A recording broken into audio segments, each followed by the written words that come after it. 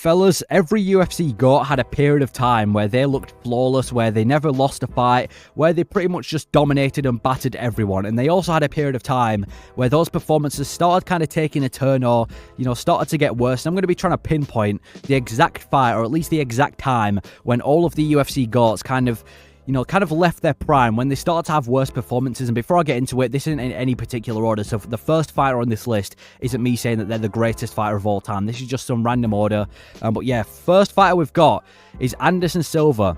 He was one of the most dominant fighters in his prime. The Anderson Silva era, he looked unbeatable, but obviously not after he got chinned by Chris Weidman, which is when I think Anderson Silva left his prime. Yeah, coming into the Weidman fight, he was unbeatable. He was making these middleweight contenders look like they shouldn't have been in there with him. He was making them look like amateurs. Anderson Silva, talent-wise, was so far ahead of everyone in the middleweight division.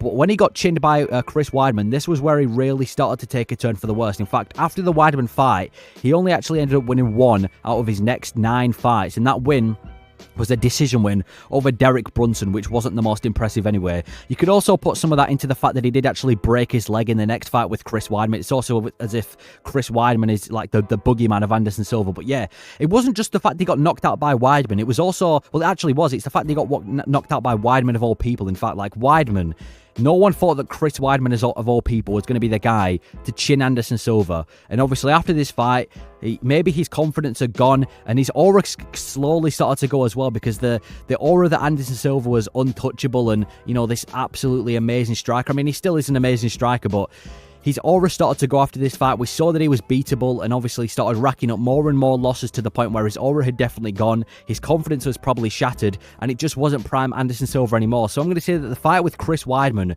was definitely where, in my opinion, Anderson Silva's career started to take a turn for the worse. This is where a bunch of his losses on his career started tuning in. This was where most of the 11 losses of all time came from. Obviously got 8 losses after this, or 7 losses, because one of them was a no contest. But yeah, the fight with Chris Weidman, when he got knocked out cold in front of everyone, and it was all silly as well. He was showboating him, joking around in the octagon, and then he has to pay with his chin. If he'd have taken Weidman seriously, the chances are he would have beaten Weidman and moved on to the next opponent and, built an even stronger middleweight legacy. But because he was messing around in the octagon, got knocked out, that's when his prime kind of left him for me. Didn't look the same ever since. So I'm going to say the Anderson Silva that fought Weidman the first time, that is when his prime left. Next fighter, Jon Jones. Most people would call Jon Jones the greatest of all time, and to be honest, I agree.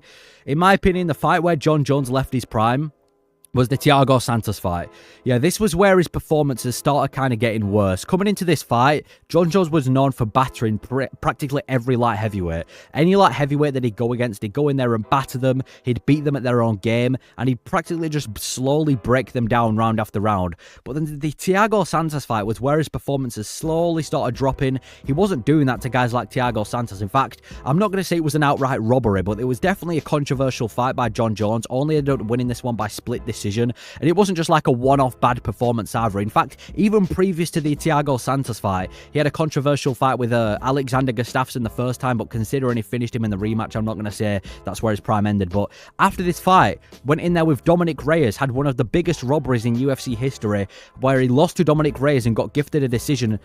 Most people thought Dominic Reyes won the fight. I don't know how Jones even got his hand raised at the end of the night. He lost to Dominic Reyes fair and square, but somehow won. And this was where his performances started to drop to the point where he actually took 3 years off the sport, because I assume that he knew he wasn't able to keep up with the competition anymore. And if he started to have more fights like this, if he started to have more performances like this, it was going to get to the point where he did actually get beat. I'm not going to act like light heavyweight is one of the most competitive divisions in the UFC, but I think he knew that if he kept having fights as close as that, he was going to get beat eventually. But yeah, the Dominic Reyes fight obviously came back 3 years later and beat Cyril Gane, but that's a completely different Jones. Definitely wasn't prime Jones.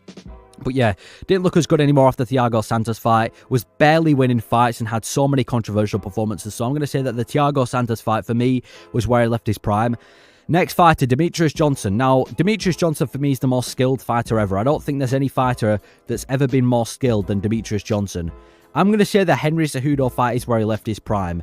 Now, he did lose the fight to Henry Cejudo. It was a close fight. He did lose the fight and then ended up getting traded by Ben Askren and got sent to ONE FC. But the thing about Demetrius Johnson compared to most other people on this list is that he never really left his prime. Like, there was never no massive drop in performances from Demetrius Johnson. It wasn't like he was, you know, winning all these robberies or anything. I know he lost the fight to Henry Cejudo, which is kind of where he started to see that, you know, maybe he's not, you know, able to hang in there with the highest competition of the UFC anymore. And then he obviously went against lower competition in ONE FC, and he has been doing that since. But there was never no massive drop in Demetrius Johnson's performances. But the only reason I've said the Henry Cejudo fight is because, again, it kind of felt like he was slowly... Again, you can't really talk about it too much, but it felt like he was slowly maybe not good enough for the... I'm not going to say he's not good enough for the UFC, but he's not good enough for the highest level, losing to guys like Cejudo, which it was a close fight anyway. But yeah, did end up getting chinned by Adriano Moraes in ONE FC a couple fights later, but there was never no drop for Demetrius Johnson. There was never a time when we saw him, you know, look like he was terrible in there. I'm not going to say he's still in his prime, but he's still having amazing performances to this day, and I still think he could definitely hang in there at least with some of the top 10 in the UFC, maybe potentially a massive super fight with Pantoja. But yeah, Demetrius Johnson, there was never a fight where he necessarily left his prime, but if I had to give it a fight, I'd probably say there's a Cejudo fight, since it was his last fight in the UFC at the highest competition, and he did lose. So that's the fight for Demetrius Johnson. Next fighter, we got GSP. A lot of people think GSP is the greatest of all time, beating everyone he's ever fought before, and the two people that he's lost to, he beat in the future. For GSP, I'm going to say it was the Johnny Hendricks fight. Yeah, this was a very, very, very controversial fight. In fact, even to the point where even Dana White was, you know, shaming the judges for giving GSP this win. Yeah, I think everyone admitted that Johnny Hendricks won this fight. GSP didn't look horrendous out there. He didn't look terrible, but it didn't look like prime GSP. And also, coming into this fight, I believe he hadn't finished anyone in 4 years. Now, I'm not saying you have to finish people to prove that you're still the greatest of all time, but, you know, to say that GSP is one of the greatest, one of the most skilled, you do want to see him go out there and beat and finish a lot of these people, which he just didn't do for ages. His last finish was, well, previous to the Bisping one, was BJ Penn. But yeah, this was the fight that, you know, GSP definitely looked worse in. And in fact, after this fight, he took a bunch of years off. Similar to Jon Jones and Dominic Reyes, GSP must have seen something in his performances, or at least his skill, where he had to take some time off, because he returned after a couple of years, beat Bisping, but the fact that he took some time off in the first place showed that GSP knew that he probably couldn't hang in there with the highest level welterweights anymore. So I'm going to say the Johnny Hendricks fight for me was where GSP's performances started to drop, and, well, where his performance started to drop and he didn't look as untouchable in there. But then he came back and beat Bisping, which, fair play to him. He looked amazing in that fight. But yeah, GSP, the Johnny Hendricks fight, in my opinion, it wasn't like a massive downfall like Silva. It was just a single fight, really, but definitely his worst, well, one of his worst performances besides him getting finished. Finished. So yeah, GSP, I'm going to say Johnny Hendricks. Next fighter, we've got Khabib Nurmagomedov. Now, the thing about Khabib is that he retired in his prime. It isn't like we got to see Khabib lose. It wasn't like we got to see him have these really controversial fights. I mean, there was the Gleison Tebow one, but that was before his title era. And it wasn't like we really got to see him leave his prime, because he retired in the peak of his career. He was beating people like Gaethje, Poirier, McGregor comfortably, and he didn't really show signs of, well, show any signs that he's going to get worse from now on. He didn't show any signs that his performances are going to start to decrease. His performances are going to get worse. He looked pretty much unbeatable in the lightweight division, and there's still a lot of people saying that no lightweight ever would beat Khabib. And he retired in the middle of it. I understand why he retired. Obviously, his father passed away and he didn't want to fight anymore, but because he retired in his prime, there was never a time when Khabib left his prime. His prime was pretty much when he retired compared to other fighters, which I guess fair enough, because he didn't fight so much to the point where he started to, have worse performances or potentially lose a fight. Because there's been a lot of people saying if Khabib would have continued fighting, he would have eventually lost to a guy maybe like Chandler or Oliveira. But whatever you think, he retired in his prime. There was never a downfall in performances. So I'm going to say that Khabib, yeah, retired in his prime.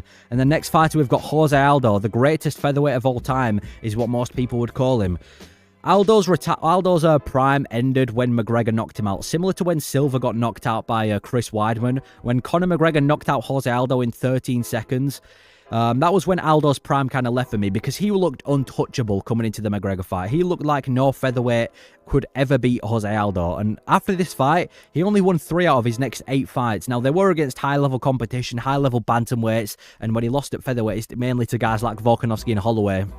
But yeah, the McGregor fight must have shattered this guy's confidence. To go out there and get knocked out in 13 seconds against a guy that everyone was saying you're going to beat, to get knocked out in the fashion that he did, it definitely must have broke him, because after this fight, he wasn't as consistent with his wins. It wasn't like he was going out there and showing that his level's above every single featherweight that he fought.